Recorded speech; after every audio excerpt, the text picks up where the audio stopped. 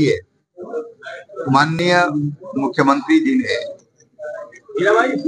चाहे कॉरिडोर का इश्यू होगा, चाहे मेडिकल कॉलेज का इश्यू होगा, उस पर उन्होंने अपना वक्तव्य दिया है कि उसका जो भी छात्र उसमें पढ़ेंगे उनको जो गवर्नमेंट हॉस्पिटल्स हैं, गवर्नमेंट मेडिकल कॉलेज जो भी है, उसी तरह से वही नियम उन पर भी लागू हो। तो मैं समझता हूँ कि अब जनता के बीच में ये जो भ्रम फैलाया जा रहा था वो भ्रम की स्थिति दूर हो गई।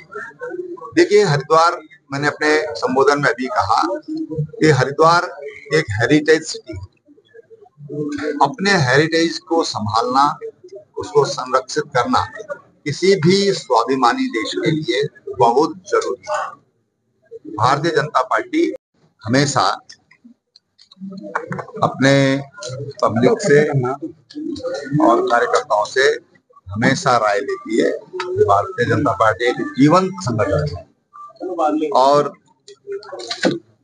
आम आदमी पर विश्वास करती है, उसके सुझावों पर विश्वास करती है। तो आपने देखा कि चाहे लोकसभा हो, चाहे विधानसभा हो, चाहे निकाय के चुनाव हो रहे हैं, सब जगह हमने आम लोगों से राय लेने का एक फैसला लिया है और हम उनसे राय लेते हैं।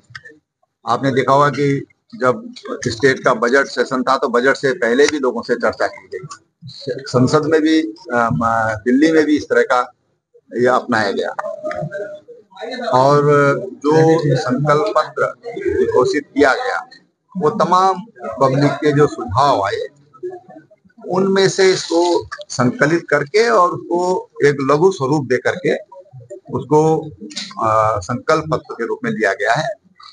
और मुझे विश्वास है कि पिछले 5 सालों में, अब तो 6 साल कहना चाहूंगा, नगर निगम हरिद्वार में जिस तरह का सन्नाटा था, जिस तरह का मौन था, वो मौन टूटेगा, वो सन्नाटा टूटेगा, वो अंधेरा छटेगा और हरिद्वार के विकास के लिए जो हमारी प्रत्याशी हैं किरण जैसल जी और उनकी पूरी टीम, हम भी उसमें शामिल हैं, सब हरिद्वार का विकास और हरिद्वार का अंधेरा दूर करेंगे।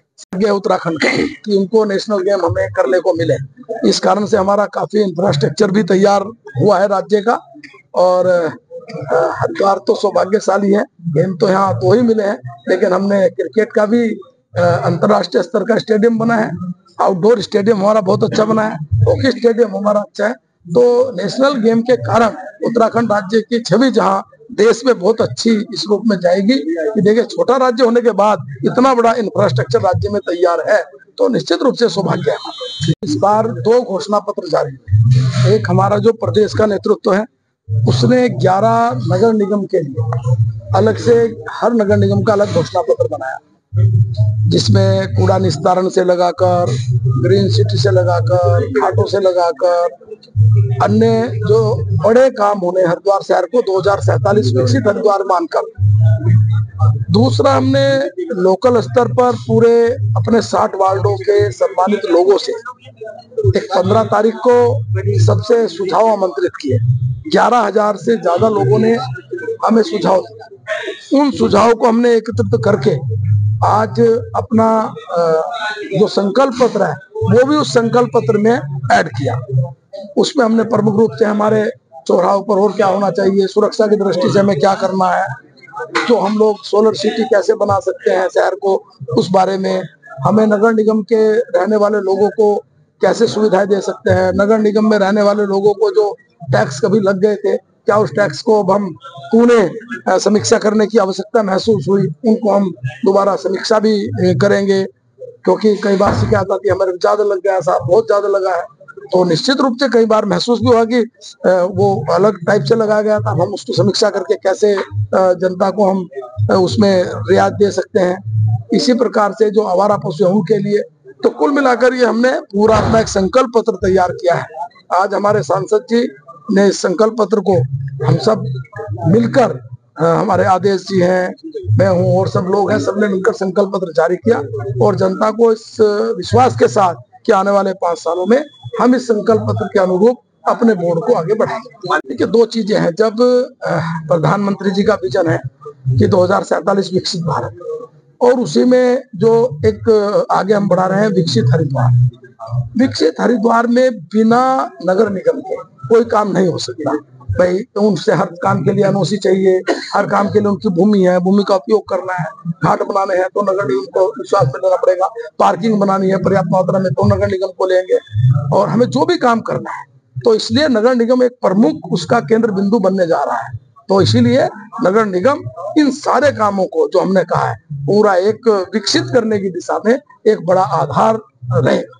तो देखिए पिछली बार हम बहुत कम मतों से चुनाव में नहीं जीत पाए थे, लेकिन इस बार माहौल बहुत अच्छा है, हम लोग बहुत बड़े मार्जिन से आगे जीतने जा रहे हैं और बोर्ड भी बहुत अच्छा हमारा बन रहा है।